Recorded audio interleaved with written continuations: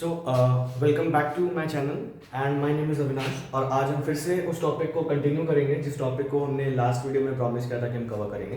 तो आज हम कवर करेंगे केमिकल प्रॉपर्टीज ऑफ मेटल्स। तो ये एक ऐसा टॉपिक है जिससे आपके बोर्ड में क्वेश्चन ज़्यादा पूछे जाते हैं, क्योंकि केमिकल प्रॉपर्टीज में आपको रिएक्शंस भी पढ़नी होंगी आगे चल के। अभी हम स्टेप बाय स्टेप डिस्कस करेंगे कि कौन कौन सी ऐसी केमिकल प्रॉपर्टीज है जिसके बेसिस पे हम ये बता सकते हैं कि ये पर्टिकुलर जो एलिमेंट है ये मेटल है। ठीक है, क्योंकि हम किसके बारे में पढ़ रहे हैं? मेटल के बारे में पढ़ रहे हैं। हम सिर्फ अभी मेटल के बारे में पढ़ रहे हैं। हम क्या पढ़ रहे हैं? Chemical properties of metal. तो चलिए स्टार्ट करते हैं बिना टाइम वेस्ट किए। हमने सबसे पहला पॉइंट क्या लिखा हुआ है? हमने लिखा है कि metals have low ionization energy. अब बेटा ये जो आपका आयोनाइजेशन एनर्जी वाला टर्म है ये आपको क्लास 12th तक काम देगा। क्यों क्लास 12th तक काम देगा? क्योंकि आपको क्लास 11th और 12th की केमिस्ट्री में इस वर्ड से कई बार आपको सामना करने को मिलेगा। क्यों? क्योंकि ये बहुत इंपॉर्टेंट टर्म है, तो इसको अभी से याद कर लो। तो आयोनाइजेशन एनर्जी का मतलब क्या होता है बेटा? ये एनर्जी होती है, ionization energy is the amount of energy required to remove the electron from valence shell. हमने सब पढ़ा है बचपन से, क्लास 9th में हमने पढ़ा था कि जो आपके लास्ट शेल होती है किसी भी एटम की, उसे हम कहते हैं क्या? वैलेंस शेल कहते हैं। और उसमें प्रेजेंट होने वाले इलेक्ट्रॉन्स को हम क्या कहते हैं? Valence electron. जैसे अगर मेरे पास मान लो मेरे पास मैग्नीशियम का एटम है, मैग्नीशियम के एटम में सेंटर में ऐसे न्यूक्लियस होगा। मैग्नीशियम के पास टोटल कितने इलेक्ट्रॉन्स होते हैं? 12 इलेक्ट्रॉन्स होते हैं ना मैग्नीशियम के पास, क्योंकि मैग्नीशियम का एटॉमिक नंबर इज 12। मैग्नीशियम के सेंटर में एक न्यूक्लियस होगा, फिर के शेल, फिर एल शेल, फिर एम शेल। ठीक, तो के शेल में 2 इलेक्ट्रॉन आ जाएंगे कि नहीं आ जाएंगे? फिर एल शेल में कितने? 8 इलेक्ट्रॉन आ जाएंगे कि नहीं आ जाएंगे? तो 2 और 8 10 हो गया। ठीक, 2 और 8 10 होने के बाद हमारे पास बचे कितने? 2 इलेक्ट्रॉन्स। तो वो 2 इलेक्ट्रॉन बच के कहां जाएंगे बेटा? लास्ट शेल में जाएंगे। और वो लास्ट शेल हमारी कौन सी है बेटा? के एल एम। ठीक, ये हमारी के शेल, क्योंकि के शेल की कैपेसिटी 2 इलेक्ट्रॉन की होती है। और ये हमारा एल शेल। तो हमारे पास के शेल की कैपेसिटी पूरी फिल्ड है, एल शेल की कैपेसिटी पूरी फिल्ड है, लेकिन हमारे एम शेल में सिर्फ 2 ही इलेक्ट्रॉन है। होने कितने चाहिए? 8 इलेक्ट्रॉन होने चाहिए। कम कितने पड़ रहे हैं? 6 इलेक्ट्रॉन कम पड़ रहे हैं। और कोई ऐसा एटम तो है नहीं कि इसको 6 इलेक्ट्रॉन दे देगा, डोनेट कर देगा, क्योंकि 6 इलेक्ट्रॉन तो बहुत बड़ी बात होगी। 6 इलेक्ट्रॉन का मतलब है किसी ने आपसे ना, एक होता है कि आपने किसी को पैसे उधार दिए, कोई आपसे अगर 200-400 रुपए मांग रहे तो आप दे भी देते हो। अगर कोई आपसे सीधा बोले कि हमको लाओ 50,000 लाओ 1 लाख रुपए लाओ, दोगे? नहीं दोगे। सेम इनके साथ भी वैसे ही। कोई इनको 6 इलेक्ट्रॉन थोड़ा दे देगा। 6 इलेक्ट्रॉन का मतलब बहुत बड़ी बात होगी। तो 6 इलेक्ट्रॉन ना मिलने की वजह से ये क्या करते हैं बेटा? अपना लास्ट शेल का जो इलेक्ट्रॉन होता है, 2 इलेक्ट्रॉन, उसको डोनेट कर देते हैं, क्योंकि इनके पास कोई और चारा तो है नहीं। तो ये सोचते हैं कि मेरे पास अगर मैं 2 इलेक्ट्रॉन डोनेट भी कर दूंगा तो मेरे पास एक शेल बचेगी, वो मेरी कौन सी शेल है? L shell. और उसमें मेरे पास 8 इलेक्ट्रॉन है, तो मेरा एटम स्टेबल हो जाएगा और ये नोबल गैस कॉन्फ़िगरेशन या फिर ऑक्टेट कंप्लीट हो जाएगा। क्लियर? इतनी बात सबको क्लियर हो गई? ये सब बहुत बेसिक सी बातें थी, सबको आती है। ठीक है, अब हम देखेंगे कि हम आयोनाइजेशन एनर्जी पे थे। तो ionization energy is the amount of energy required to remove the electron from valence shell. तो मतलब यहां पे वैलेंस शेल कौन सी हुई? मैग्नीशियम के लिए लास्ट वाली शेल। ठीक, ये जो मैग्नीशियम के लिए जो लास्ट वाली शेल थी, ये इसके लिए कौन सी शेल हो गई बेटा? Valence shell. तो आपको ये कॉन्सेप्ट क्लियर होना चाहिए कि वैलेंस शेल का मतलब वो शेल होती है जिस शेल से इलेक्ट्रॉन डोनेट किया जाता है या उस शेल में इलेक्ट्रॉन को एक्सेप्ट किया जाता है। मतलब वो लास्ट शेल ही होगी, क्योंकि सारा आदान प्रदान किसमें चलता है? लास्ट शेल में चलता है। अंदर की शेल्स में कोई लेन देन नहीं चलता है, क्योंकि वो ऑलरेडी स्टेबल है, उनके वो ऑलरेडी सर्वगुण संपन्न है, उनको कुछ नहीं चाहिए, उन्हें कुछ देना है ना उन्हें कुछ लेना है, ऑलरेडी सेटल्ड है। तो अब हमें यहाँ क्या देखने को मिल रहा है बेटा? कि आपका जो लास्ट शेल था वो था वैलेंस शेल, और उसमें से इलेक्ट्रॉन को रिमूव करने के लिए जो एनर्जी चाहिए वो कौन सी एनर्जी होती है? आयोनाइजेशन एनर्जी होती है। और वो आयोनाइजेशन एनर्जी हमें किस में देखने को मिलती है? वो हमें देखने को मिलती है मेटल में देखने को मिलती है, और किसी में देखने को मिलती नहीं है। क्यों मेटल में देखने को मिलती है? अब हम यहाँ एग्जाम्पल से समझेंगे।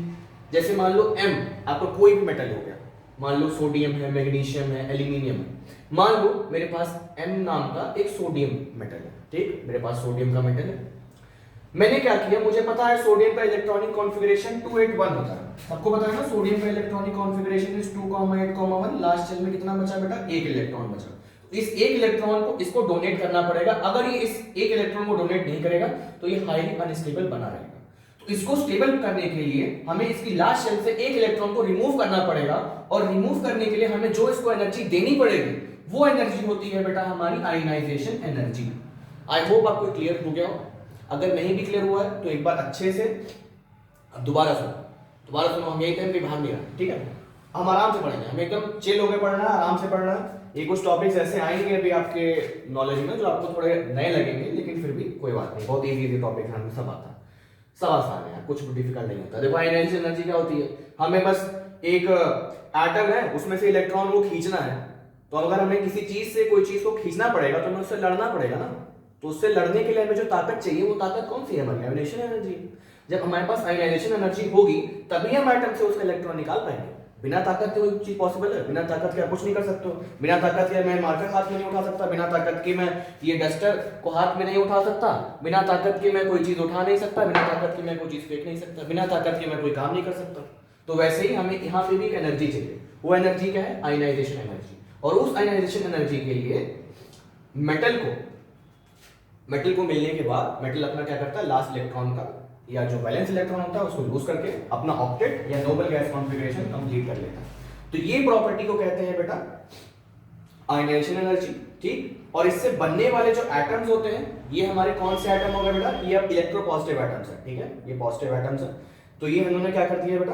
आपके एटम्स को, इस एटम ने क्या किया? इन सारे एटम्स ने, किसी ने 1 इलेक्ट्रॉन लूज किया, किसी ने 2 इलेक्ट्रॉन लूज किए, किसी ने 3 इलेक्ट्रॉन लूज किए, तो इन्होंने बारी बारी इलेक्ट्रॉन्स को लूज किया ताकि ये अपना ऑक्टेट कंप्लीट कर ले।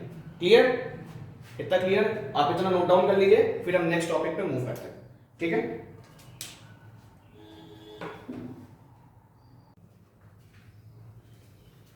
सो जो हमारी नेक्स्ट प्रॉपर्टी जिसके बारे में अब हमें डिस्कस करना है वो है हमारी reaction of metal with oxygen. तो हमें सबको पता है बेटा कि जो हमारा मेटल होता है वो ऑक्सीजन के साथ रिएक्ट करता ही करता है। इसका लाइव एग्जांपल देखने के लिए, अगर आपको लाइव एग्जांपल देखना है तो आप अपने छत पे चले जाइए, छत पे आके कहीं ना कोई पुराना टीन का टुकड़ा पड़ा होगा या पुराना कोई मेटल का पीस पड़ा होगा या रॉड पड़ी होगी, तो रॉड पे जंग लग जाती है। तो वो रस्ट क्यों लगती है? वो रस्ट लगती है किसकी वजह से? ऑक्सीजन की वजह से लगती है। जब भी कोई मेटल ऑक्सीजन के कॉन्टैक्ट में आता है तो वो क्या बना लेता है? उसका ऑक्साइड बना लेता है, ठीक है? और वाटर वेपर तो होता ही है हमारे एटमॉस्फेयर में, तो वो क्या फॉर्म कर लेती है? रस्ट फॉर्म कर लेती है। रस्ट के बारे में हम बात करें, लेकिन पहले हमें क्या देखना है कि मेटल और ऑक्सीजन रिएक्ट करके क्या बनाते हैं बेटा? मेटल ऑक्साइड बनाते हैं, ठीक है? उसके लिए हमारे पास कुछ बेसिक्स, मैंने 3 एग्जांपल लिए हैं समझाने के लिए आपको, जिसमें एक है आपका मैग्नीशियम और ऑक्सीजन का। ये रिएक्शन हमने देखी थी कहाँ पे? चैप्टर 1 में, केमिकल रिएक्शंस एंड इक्वेशन में। चैप्टर 1 में हमने सबसे पहले यही वाली रिएक्शन देखी थी कि जब मैग्नीशियम के रिबन को हम रब करके जलाते हैं तो उसमें एक डैजलिंग व्हाइट फ्लेम निकलती है ना? तो वो क्यों निकलती है? क्योंकि वो मैग्नीशियम होता है और मैग्नीशियम बर्न होने के बाद मैग्नीशियम ऑक्साइड बनाता है, इसीलिए उसमें से डैजलिंग व्हाइट फ्लेम निकलती है। अब हमारे पास है पोटेशियम का ऑक्साइड है, सोडियम का ऑक्साइड है। तो आपसे कोई पूछ सकता है कि बेटा हमने O2 क्यों लिखा है, हम केवल O क्यों नहीं लिखते हैं? तो आप बोलोगे केवल O इसलिए नहीं लिखते क्योंकि केवल O स्टेबल नहीं होता है और O2 एक स्टेबल मॉलिक्यूल है। हम ऑक्सीजन के मॉलिक्यूल से रिएक्शन करवाते हैं, हम ऑक्सीजन के एटम से कभी रिएक्शन नहीं करवाते हैं। मेटल के साथ में, मेटल के साथ में हमें हमेशा क्या चाहिए? ऑक्सीजन का मॉलिक्यूल चाहिए रिएक्ट कराने के लिए, क्योंकि वो स्टेबल होता है। ऑक्सीजन के मॉलिक्यूल को हमने जब किसके साथ रिएक्ट कराया? मेटल के साथ रिएक्ट कराया। ये सारे हमारे क्या है बेटा? ये सारे हमारे मेटल हैं। और हमें पता है मेटल्स में कौन सा चार्ज होता है बेटा? पॉजिटिव चार्ज होता है। और जिन एटम्स के ऊपर पॉजिटिव चार्ज होता है ऐसी स्पीशीज को हम क्या कहते हैं बेटा? हम ऐसी स्पीशीज को कहते हैं कैटायन, ठीक है? ऐसी स्पीशीज को हम क्या कहते हैं? कैटायन। और ऐसी स्पीशीज, ऑक्सीजन क्या एक नॉन मेटल है, तो ऑक्सीजन के पास हमें पता है ऑक्सीजन की वैलेंसी भी 2 होती है, क्योंकि ऑक्सीजन के लास्ट शेल में 2 इलेक्ट्रॉन कम पड़ जाते हैं, क्योंकि ऑक्सीजन का कॉन्फ़िगरेशन क्या होता है बेटा? ऑक्सीजन का कॉन्फ़िगरेशन क्या होता है, किसी को पता है? 2,6 2,6। तो उसके K शेल में 2 इलेक्ट्रॉन और L शेल में 6 इलेक्ट्रॉन। तो अगर उसके L शेल में 6 इलेक्ट्रॉन है तो उसको कितने इलेक्ट्रॉन चाहिए अपना ऑक्टेट कंप्लीट करने के लिए? 2 इलेक्ट्रॉन चाहिए ऑक्टेट कंप्लीट करने के लिए। किसको चाहिए? ऑक्सीजन को चाहिए। इसको कितने इलेक्ट्रॉन चाहिए होते हैं? 2 इलेक्ट्रॉन चाहिए होते हैं। तो इसका मतलब इसके वैलेंस शेल में, अरे मैं यही लिख रहा हूं, वैलेंस शेल में कितने इलेक्ट्रॉन चाहिए इसको? 2 इलेक्ट्रॉन चाहिए ताकि ये स्टेबल हो पाए। तो एक मतलब ये भी हो गया बेटा कि इसकी जो वैलेंसी आ गई, कितनी आ गई? इसकी वैलेंसी 2 आ गई, है ना? तो ऑक्सीजन की वैलेंसी इज 2। और ऑक्सीजन क्या होता है बेटा? नेगेटिवली चार्ज होता है। क्यों नेगेटिवली चार्ज होता है? Any guesses? क्योंकि ये क्या करता है, इलेक्ट्रॉन को उधार लेता है। हमें पता है कि अगर हम कोई चीज उधार लेते हैं तो हम उसकी डेप्थ में चले जाते हैं ना, कर्जे में चले जाते हैं, और जब कर्जे में जाते हैं तो हमारा वो चीज ग्राफ माइनस में चला जाता है। अगर हम किसी को उधार देते हैं तो हम बड़े बन जाते हैं ना, पॉजिटिव हो जाते हैं। लेकिन जब हम किसी से उधार लेते हैं तो हम किस में चले जाते हैं, कर्जे में जाते हैं ना, डेप्ट में जाते हैं ना। तो वो डेप्ट क्या होती है, नेगेटिव होती है। तो ऐसे आप याद रख सकते हो कि ऑक्सीजन जो क्या है, ऑक्सीजन जो है कर्जे लेने वालों में से, तो ये कर्जा लेता है तो इसके पास 2 इलेक्ट्रॉन थे, इसको कर्जा चाहिए किसी से, तब जाके ये स्टेबल हो पाएगा। तो ये क्या है बेटा, इसको हम इस स्पीशीज को नाम देते हैं एनायन स्पीशीज। एनायन क्यों कहते हैं, क्योंकि ये नेगेटिवली चार्ज स्पीशीज होती है। नेगेटिवली चार्ज स्पीशीज को हम क्या कहते हैं, एनायन। पॉजिटिवली चार्ज स्पीशीज को हम क्या कहते हैं, कैटायन कहते हैं। तो इस बेसिक से वीडियो में या इस बेसिक से टॉपिक में आपको अगर कोई डाउट है तो आप एक बार कमेंट सेक्शन में अपना डाउट पूछ सकते हैं, मैं वहां आपको रिप्लाई कर दूंगा। चैनल उतना बड़ा नहीं है कि मैं कमेंट ना देखूं आपके, और बड़ा हो भी जाएगा तो फिर कमेंट देखूंगा आपके। तो आपको अगर कमेंट करना है तो आप कमेंट करके अपने डाउट्स पूछ सकते हैं, ठीक है। और जिसको अगर कोई कमी लग रही है, कोई टॉपिक छूट रहा है, या फिर कोई अदर मुझसे कोई गलती हो गई हो, कोई टॉपिक छूट गया हो मेरे से, या मैंने कोई चीज़ एक्सप्लेन ना की हो ठीक से, तो एक बार जरूर मेरे को पिंग कर देना, तो मैं उसके ऊपर एक सेपरेट वीडियो दोबारा बनाऊंगा, ठीक है। तो हम क्या बात कर रहे थे बेटा कि जितनी भी स्पीशीज होती हैं जो पॉजिटिवली चार्ज होती हैं, मेटल की जितनी भी स्पीशीज है जो पॉजिटिवली चार्ज है, उन्हें हम क्या कहते हैं बेटा, कैटायन कहते हैं। और नॉन मेटल की जितनी भी नेगेटिव स्पीशीज होती हैं, नॉन मेटल की सारी स्पीशीज नेगेटिव होती हैं, तो उनको क्या कहते हैं, उनको हम एनायन कहते हैं, ठीक। इनको हम एनायन क्यों कहते हैं, क्योंकि इनको चाहिए भैया 2 इलेक्ट्रॉन।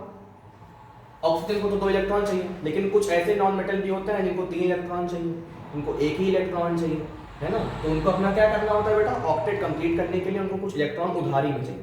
तो उधार वाला सिस्टम जो होता है उसमें हमेशा आदमी कर्जे में ही जाता है। तो कर्जे में जाने के बाद क्या होता है, वो नेगेटिव में चला जाता है उस वाले। तो हमें यहाँ से ये याद रखना है कि जो उधारी वाले हैं वो नेगेटिव में जाएंगे, और जो उधार देने वाले हैं वो पॉजिटिव में जाएंगे। तो ये क्या कर रहा है, ये अपने 2 इलेक्ट्रॉन उसको उधार में दे रहा है, ठीक है। तो Mg ने अपने 2 इलेक्ट्रॉन इसको उधार में दे दिए, तो इसका ऑक्टेट कंप्लीट हो गया ऑक्सीजन का, इसने इसके साथ कंपाउंड बना लिया। इसने अपना 1 इलेक्ट्रॉन ऑक्सीजन को डोनेट कर दिया, तो यहाँ पे इसका ऑक्टेट कंप्लीट हो गया। इसने अपना 1 इलेक्ट्रॉन ऑक्सीजन को डोनेट कर दिया तो इसका ऑक्टेट कंप्लीट हो गया।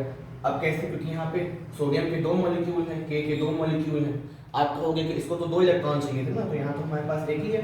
नहीं बेटा, क्योंकि यहाँ पे हमारे पास Na के 2 है, 2 एटम है ना Na के। Na के 2 एटम में 1 इलेक्ट्रॉन 1 इलेक्ट्रॉन, इसने भी 1 इलेक्ट्रॉन 1 इलेक्ट्रॉन, टोटल 2 हो गए, इसके पास भी 2 हो गए। ये अभी आप जब क्लास 11th में या क्लास 10th में जब आप स्ट्रक्चर बनाओगे तो आप उसमें पढ़ोगे सब चीजें, ठीक है। तो अब हम नेक्स्ट टॉपिक पे मूव करते हैं। हमारा नेक्स्ट टॉपिक क्या है बेटा, reaction of metal with water. तो अब हमें क्या पढ़ना है, reaction of metal with water पढ़ना है, ठीक है। तो मैं आपके एनसीईआरटी के अकॉर्डिंग चल रहा हूँ ना, क्योंकि आपके एनसीईआरटी में जो टॉपिक्स हैं हम उनको एक बार अच्छे से कवर कर लेंगे। उसके बाद जो टॉपिक छूटेंगे भी हम उनको आगे चल के सेपरेट वीडियो में बना लेंगे, कोई दिक्कत नहीं है। बहुत बढ़िया, इसको नोट डाउन करना है, इसको नोट डाउन कर लीजिए, तो कि हम नेक्स्ट टॉपिक पे प्रोसीड करें, ओके।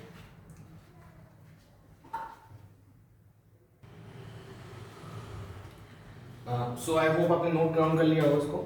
तो अब हम स्टार्ट करते हैं अपना next topic, that is solubility in water. तो हमें सबको पता है बेटा कि आपका जो मेटल होता है वो डायरेक्टली वाटर में डिसॉल्वेबल नहीं होता है। तो मेटल का ऑक्साइड जो होता है सिर्फ वही वाटर में डिसॉल्व करता है। तो हमें किसकी रिएक्शन पढ़नी है बेटा, हमें मेटल के ऑक्साइड की रिएक्शन पढ़नी है। किसमें, वाटर में। अगर आपसे कोई बोले कि मेटल को हम वाटर के साथ रिएक्ट करा दें, इट इज नॉट पॉसिबल। हम मेटल के ऑक्साइड को रिएक्ट करवा सकते हैं, लेकिन हम मेटल को डायरेक्टली रिएक्ट नहीं करवा सकते, ठीक है। तो हमने यहाँ पे बेटा 2 एक बेसिक से एग्जांपल लिए हैं जो आप सबको लर्न भी हो जाएंगे, तो आप अपने एग्जाम में आए हो तो आप लिख भी लोगे। जिसमें से हमारे पास पहला हमने इससे पहले ही बनाया था, हमारा था सोडियम ऑक्साइड, ठीक है। सोडियम ऑक्साइड की रिएक्शन हमने किससे कराई, अपने पानी से, H2O साथ में। तो H2O ने क्या किया, इसको अपना OH ग्रुप दे दिया। OH ग्रुप देने के बाद बेटा ये क्या बन गया, NaOH बन गया। अच्छा, अब देखो बेटा यहाँ तो बहुत बढ़िया चीज हो रही है। NaOH कुछ याद आ रहा है, इस NaOH को क्या कहते हैं, इसको हम शायद सोडियम हाइड्रोक्साइड कहते हैं ना, क्या कहते हैं इसको, sodium hydroxide. And sodium hydroxide is one of the most powerful bases. Sodium hydroxide क्या होता है, एक बहुत ही पावरफुल बेस है। इससे पहले वाले चैप्टर में हमने पढ़ा है एसिड बेस सॉल्ट में कि हमारे कुछ ऐसे बेस होते हैं जो हाईली करोसिव इन नेचर होते हैं, उसमें से एक कौन है हमारा, सोडियम हाइड्रोक्साइड। तो अगर आपसे कोई पूछेगा कि बेस को तैयार कैसे किया जाता है, तो आप बोलोगे कि हम मेटल का ऑक्साइड लेंगे क्या लेंगे, मेटल का ऑक्साइड, और उसकी रिएक्शन किससे करवाएंगे, वाटर के साथ करवाएंगे लिक्विड स्टेट में। तो हमारे पास क्या बन के आ जाएगा, हमारे पास बेस बन के आ जाएगा एक्वस मीडियम। एक्वस मीडियम का मतलब क्या है बेटा, वाटर मीडियम। ठीक है, वहाँ जहाँ पे भी वाटर प्रेजेंट होता है तो वहाँ पे जो रिएक्शन होती है वो एक्वस मीडियम में ही होती है, क्योंकि वहाँ पे पानी है। एक्वस मीन्स पानी। ठीक, अब यहाँ पे देखो K2O है हमारे पास। K2O क्या होता है बेटा, पोटेशियम ऑक्साइड। ठीक, पोटेशियम ऑक्साइड की रिएक्शन हमने कराई किसके साथ बेटा, वाटर के साथ। तो हमारे पास क्या बन के आ गया, potassium hydroxide.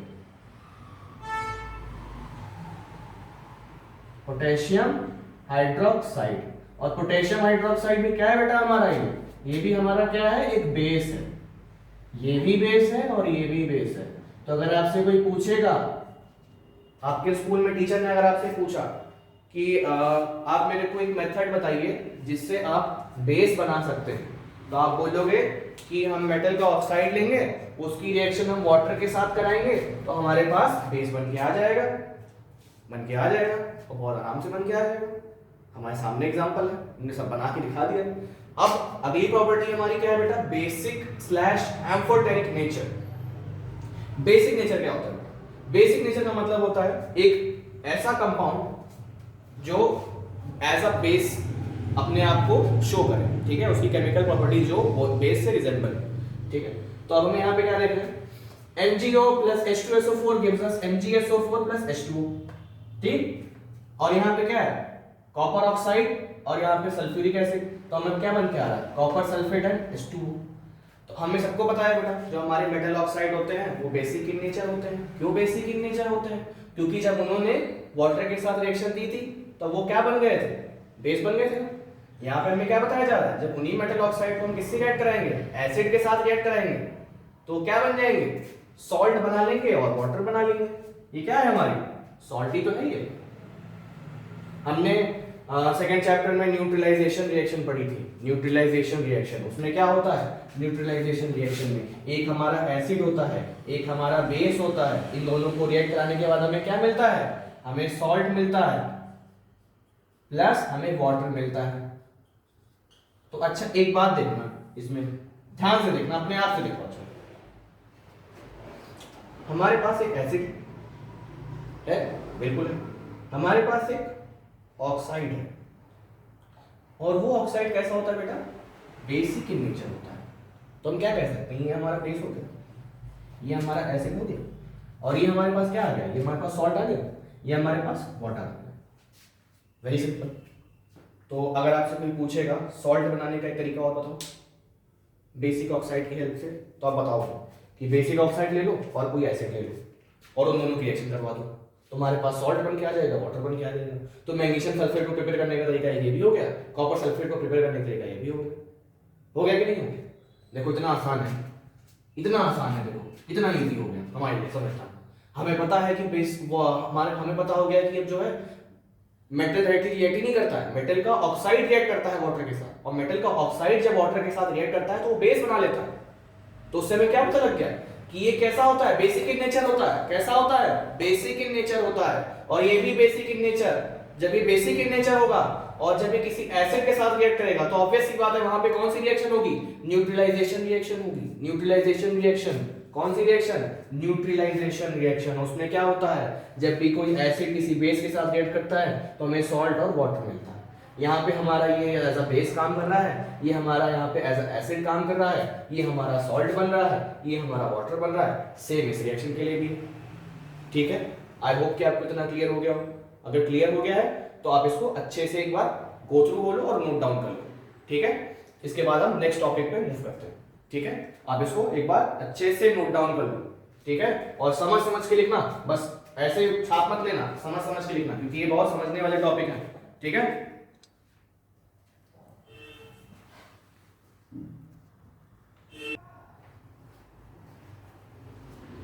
So I hope आपने नोट डाउन कर लिया होगा उसको। और चलो हम नेक्स्ट टॉपिक पे अब मूव करते हैं, जो कि हमारा एक बहुत ही वीआईटी टॉपिक है। वीआईटी का मतलब होता है बेटा वेरी इंपॉर्टेंट टॉपिक। तो इस टॉपिक को हमें मिस नहीं करना है, इससे क्वेश्चंस आते ही आते हैं। तो जो बच्चे सिर्फ पास होने की तैयारी कर रहे हैं वो इस टॉपिक को मिस ना करें।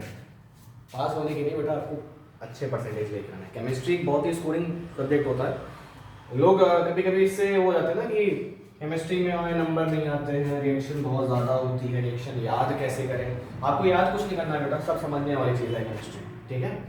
तो अब हमारे पास एक टॉपिक और है। इससे पहले वाले हमने उसमें देखा था टॉपिक पे कि हमने लिखा था बेसिक स्लैश एम्फोटेरिक ऑक्साइड, है ना, एम्फोटेरिक। तो हमारे पास एक नया वर्ड और आ गया। हमारा नया वर्ड क्या है बेटा? Amphoteric oxide. और बेटा एक चीज याद रखना, अगर आप केमिस्ट्री पढ़ रहे हो और उसमें आपको कुछ ऐसे वर्ड्स आते जाते हैं जो आपने कभी भी आज तक नहीं सुने, तो उसको जरूर अच्छे से पढ़ा करो। तो उससे क्या रहता है ना, वो टॉपिक आपको लर्न हो जाता है, ठीक है। तो आपके दिमाग में वो चीज़ रहती है कि हाँ हमने एम्फोटेरिक पढ़ा था। एम्फोटेरिक की रिएक्शन भले ना याद हो, लेकिन पता होना चाहिए एम्फोटेरिक होता क्या। तो अगर आपको पता होगा तो रिएक्शन अपने आप बना लोगे उसकी। तो एम्फोटेरिक ऑक्साइड का मतलब क्या होता है बेटा? कुछ ऐसे मेटल ऑक्साइड होते हैं जैसे कि Al2O3 और आपके जिंक ऑक्साइड। ये क्या करते हैं बेटा? ये बेसिक कैरेक्टर शो करते हैं और एसिडिक कैरेक्टर भी शो करते हैं, ठीक है। Basic as well as acidic character, that is they react with acid as well as bases. देखो बेटा, कैरेक्टर दिखाने का मतलब ये नहीं है कि उनकी सिर्फ कैरेक्टर ही कैरेक्टर दिखाएंगे, वो रिएक्शन भी दिखाएंगे। तो वो अपनी क्या करते हैं, एसिड के साथ भी रिएक्शन दिखाते हैं, बेस के साथ भी रिएक्शन दिखाते हैं। तो ऐसे ऑक्साइड को हम कहते हैं बेटा एम्फोटेरिक ऑक्साइड। तो अगर आपसे कोई पूछेगा कि what is an amphoteric oxide, then आप बताओगे amphoteric oxide is a type of oxide या is a type of metal oxide which reacts with both acid as well as base. और अब हमें देखना है सबसे इंपॉर्टेंट चीज, हमने देखना है इसका एग्जांपल, वो भी रिएक्शन के साथ। जैसे हमारे पास Al2O3 है, Al2O3 जिसको ना बताओ बेटा गांठ बांध के याद कर लो, एल्यूमिनियम ऑक्साइड, एल्यूमिनियम ऑक्साइड, ठीक है, एल्यूमिनियम ऑक्साइड। Very good. तो हम सबको लर्न हो चुका है, अच्छा हमें लगता है सब बच्चों को लर्न हो चुका है, जो पढ़ रहे हैं उनको लर्न हो चुका है। Very good. तो Al2O3 plus 6HCl, Al2O3 plus 6HCl। कई लोग पूछेंगे 6HCl क्यों लगाया? बैलेंसिंग करने के लिए बेटा। जैसे यहाँ पे हमारे पास अगर 6 हाइड्रोजन है और 6 Cl है, तो यहाँ पे भी हमारे पास 3 2 6 Cl हो गए और हमारे पास 2 3 6 H हो गए, ठीक है। तो बैलेंस करने के लिए मैंने यहाँ पे इसको 6 लगाया। तो Al2O3 को मैंने HCl के साथ रिएक्ट कराया। HCl क्या होता है बेटा? HCl is nothing but hydrochloric acid, hydrochloric acid. मैं गारंटी दे रहा हूं बेटा, आप ये वीडियो अगर पूरा देख लोगे तो आपका इस टॉपिक से या इस चैप्टर से कोई क्वेश्चन नहीं फंसेगा, आपको कोई डाउट नहीं आएगा। लेकिन इस वीडियो को स्किप मत करना, एक एक रिएक्शन ध्यान से देखो, क्योंकि मैं हर एक रिएक्शन को मतलब कोशिश कर रहा हूं कि अच्छे तरीके से एक्सप्लेन कर पाऊं, चाहे वो बैलेंसिंग ही क्यों ना हो, चाहे वो उस आइटम का नाम ही क्यों ना हो। मेरे को बस इस वीडियो को भगाना नहीं है, मेरे को आपको चाहता हूँ कि आपको हर एक चीज क्लियर होनी चाहिए। क्योंकि कई बच्चे ऐसे होते हैं कि मैं कंपैरिजन नहीं कर रहा हूँ, लेकिन कई बच्चों का लेवल अलग अलग होता है, सब बच्चों का लेवल अलग अलग है। किसी को सब रिएक्शंस पता है, किसी को ये भी नहीं पता है कि एल्यूमिनियम का एटॉमिक नंबर क्या है, किसी को यही नहीं पता है कि Al स्टैंड्स फॉर एल्यूमिनियम। तो ऐसे बच्चों के लिए मैंने ये पर्टिकुलर इतना डिटेल में मैं समझा रहा हूँ कि सबको समझ में आए कि बेटा Al means aluminium, O means oxygen और ये Al2O3 जो है ये एल्यूमिनियम ऑक्साइड है, ठीक। ये एल्यूमिनियम ऑक्साइड जब आपका हाइड्रोक्लोरिक एसिड के साथ रिएक्ट करता है तो ये बनाता है क्या बेटा? AlCl3। इसे हम क्या कहते हैं? इसे हम कहते हैं एल्यूमिनियम क्लोराइड। क्या कहते हैं बेटा इसे? Aluminium chloride. और ये हमारा क्या है? ये तो हमारा वाटर है, H2O स्टैंड्स फॉर वाटर। और यहाँ वाटर के 3 मॉलिक्यूल, AlCl3 के 2 मॉलिक्यूल, HCl के 6 मॉलिक्यूल। क्यों 6 मॉलिक्यूल? क्योंकि हमने बैलेंसिंग की है, 6 हाइड्रोजन यहाँ, 6 हाइड्रोजन वहाँ, 6 Cl यहाँ, 6 Cl वहाँ। 6 अगर सबसे आगे लगा है तो इसका मतलब यहाँ पे 6 हाइड्रोजन भी है, 6 Cl भी है। और ये 3 जो होता है इस 2 के साथ मल्टीप्लीकेशन में होता है, तो 2 जो है ये पूरे पे 3 2 6, तो 6 होने की वजह से ये 6 Cl है यहाँ पे, ठीक है। ये 3 2 6, तो यहाँ पे कितने हैं? 6 ऑक्सीजन है, सॉरी 6 हाइड्रोजन, ठीक। और यहाँ पे ऑक्सीजन कितने हैं इस वाले में? इसमें 3 ऑक्सीजन है, क्योंकि यहाँ पे 3 लगा हुआ है ना, इसीलिए। अब हम यहाँ देखते हैं Al2O3 प्लस NaOH। ये बेटा बहुत इंपॉर्टेंट रिएक्शन है, इसको ना स्किप करना, बस इसको जरूर से याद कर लेना, इसको याद ही कर लेना। इसको एक पर्ची पे लिख के चिपका लो अपने कहीं पे, याद कर डालो इस रिएक्शन को कि Al2O3 एल्यूमिनियम का ऑक्साइड जब सोडियम हाइड्रोक्साइड के साथ रिएक्ट करता है, पहले तो एसिड के साथ भी रिएक्ट कर रहा था, तभी तुमने इसको एम्फोटेरिक ऑक्साइड कहा है। किसको एम्फोटेरिक ऑक्साइड कहा है? Al2O3 को, क्योंकि Al2O3 एसिड के साथ भी रिएक्ट कर रहा है और बेस के साथ भी रिएक्ट कर रहा है। तो हमने क्या देखा है कि यहाँ पे हमारा जो ये Al2O3 है ये बेस के साथ रिएक्ट करके क्या बना रहा है बेटा? NaAlO2। इसे हम क्या कहते हैं? Sodium aluminate. सोडियम एल्यूमिनेट, फिर से बोलो, सोडियम एल्यूमिनेट, एक बार लिख के देखते हैं। अभी मैंने इसको यहाँ पे सर्कल कर दिया, सोडियम एल्यूमिनेट, ठीक है। तो इस कंपाउंड का नाम क्या है बेटा, सोडियम एल्यूमिनेट। ये रिएक्शन आपको याद रखना चाहिए। अगला रिएक्शन हमारा क्या है, जिंक ऑक्साइड के साथ है। ये तो बहुत बेसिक सी रिएक्शन है, इसमें बहुत आसान है, सबसे आसान रिएक्शन। जिंक ऑक्साइड HCl के साथ रिएक्ट कर रहा है, ZnCl बन रहा है, जिंक क्लोराइड बन रहा है, और ये हमारा H2O बन रहा है, पानी हमारा बन रहा है।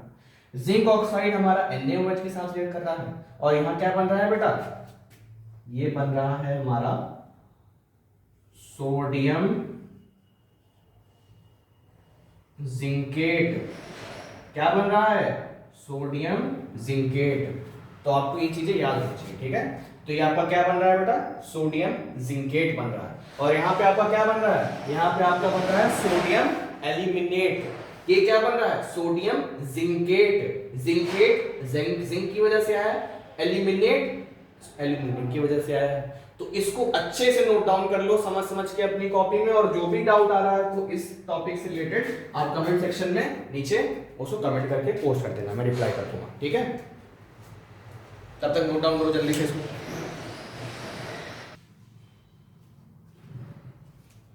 इसको नोट डाउन करने के बाद इसमें अगर देखो, जैसे हमारे पास reaction of metal with water है, तो हमारे पास कुछ ऐसे मेटल्स हैं जो रिएक्टिविटी स्केल में सबसे टॉप पे आते हैं, ठीक है। जैसे हमारे पास सोडियम है, हमारे पास पोटेशियम। सोडियम और पोटेशियम एक ऐसे मेटल हैं कि इनको हमें कहाँ स्टोर करना पड़ता है बेटा, केरोसिन में स्टोर करना पड़ता है। केरोसिन ऑयल में हमें इसको स्टोर करके रखना पड़ता है, क्योंकि ये विगरसली रिएक्ट करते हैं किससे, वाटर वेपर से, जो एटमॉस्फेयर में प्रेजेंट होता है। ताकि वाटर वेपर की सप्लाई कट हो जाए, इसीलिए हम इसको किसमें स्टोर करते हैं, केरोसिन ऑयल में स्टोर करते हैं। इसको स्टोर करते हैं, पोटेशियम को और सोडियम को। तो सोडियम और पोटेशियम की रिएक्शन वाटर से यूजुअली नॉर्मल रूम टेम्परेचर में भी हो जाती है, नॉर्मल वाटर से इसकी रिएक्शन हो जाती है। बात आती है कैल्शियम की और मैग्नीशियम की, तो कैल्शियम की भी रिएक्शन होती है और मैग्नीशियम की भी रिएक्शन होती है। जब मैग्नीशियम में H2O के साथ रिएक्शन होती है और जब वो स्टीम होता है, तो स्टीम के साथ रिएक्शन होने पर जो हमारा MgO बनता है वो सॉलिड फॉर्म में बनता है, ठीक। और ये हमारा H2 गैस निकल रही है, ये भी गैस है, ये भी गैस है। तो अगर आपसे कोई पूछेगा कि जब किसी मेटल की रिएक्शन वाटर के साथ होती है और वहाँ पे कोई ऐसी गैस निकलती है जो पॉप साउंड के साथ बर्न हो, तो आपको पता है पॉप साउंड के साथ हाइड्रोजन गैस बर्न होती है, तो आप बोल दोगे कि ये जो हमारे जितने भी मेटल्स हैं जब ये वाटर के साथ रिएक्ट करते हैं तो ये वो हमारा क्या बनाएंगे, हाइड्रोक्साइड बनाएंगे, और हाइड्रोक्साइड के साथ ही हाइड्रोजन गैस रिलीज कर देंगे, जो आपका जब किससे किसी भी फ्लेम के कांटेक्ट में आएगी तो पॉप साउंड प्रोड्यूस करेगी। और आपसे क्वेश्चन और पूछा जा सकता है कि जो केरोसिन ऑयल होता है, केरोसिन ऑयल में इसको क्यों स्टोर करके रखते हैं, तो आप बोलोगे to cut off the supply of water vapour, क्योंकि हमारे एटमॉस्फेयर में वाटर वेपर प्रेजेंट होता है, बहुत ज़्यादा अमाउंट में प्रेजेंट होता है, हमें सबको पता है। अगर हम अपने एक कांच ले लें और ठंडा कांच है, मान लो, ठीक है, कांच है जो कि बहुत ठंडा है, उससे हम ऐसे हाथ रख के अगर हम सांस छोड़ेंगे तो क्या होगा, उसके ऊपर हमें वाटर ड्रॉपलेट्स देखने को मिलेंगे, क्योंकि क्या होता है हमारे अंदर से जो वाटर वेपर निकलता है वो भी वार्म होता है, आसपास का ठंडा होता है, तो कंडेंस होकर उसके ऊपर इकट्ठा हो जाता है। तो हमें यहाँ क्या देखने को मिल रहा है कि हमें एक टॉपिक तो हमें ये क्लियर हो गया कि ये जो एलिमेंट्स है वाटर के साथ रिएक्ट करते हैं, ठीक है। क्यों रिएक्ट करते हैं, क्योंकि ये टॉप पे आता है ना, पोटेशियम, कैल्शियम, सोडियम, मैग्नीशियम, ये सब क्या है बेटा आपके टॉप के एलिमेंट्स हैं, ठीक है। यही जो होते हैं आपके वाटर के साथ रिएक्ट करते हैं, ठीक है। ये जो आपका कैल्शियम होता है ये तो आपका रूम टेम्परेचर पे भी रिएक्ट कर जाता है। ये क्या किस पे रिएक्ट करता है बेटा, रूम टेम्परेचर पे, रूम टेम्परेचर पे वाटर के साथ रिएक्ट कर जाता है।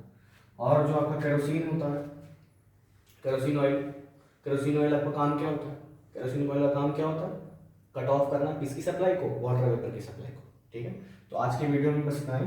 इसके बाद हम नेक्स्ट टॉपिक में कवर करेंगे कि आपका नॉन मेटल्स की जो आपकी फिजिकल प्रॉपर्टीज़ हैं हम उनको डिस्कस करेंगे कि नॉन मेटल की फिजिकल प्रॉपर्टीज़ क्या क्या हैं। और उसके बाद अगर हाँ कोई टॉपिक छूट जाएगा तो उसको वहाँ कवर कर लेंगे। एज सच एनसीईआरटी के अकॉर्डिंग आपका कोई टॉपिक नहीं सुन बाकी रह गया। अब मैं इसके बाद नॉन मेटल्स की केमिकल प्रॉपर्टीज स्टार्ट करनी है, उसके बाद हम स्टार्ट करेंगे मेटलर्जी, ठीक है। मेटलर्जी के बाद आपका चैप्टर फिनिश, उसके बाद हम एनसीईआरटी सॉल्यूशंस करेंगे थोड़े बहुत अच्छे, उसके बाद कुछ extra questions, previous year questions, उसकी हम एक अलग से वीडियो रहेगी। और बस इतना, थैंक यू सो मच।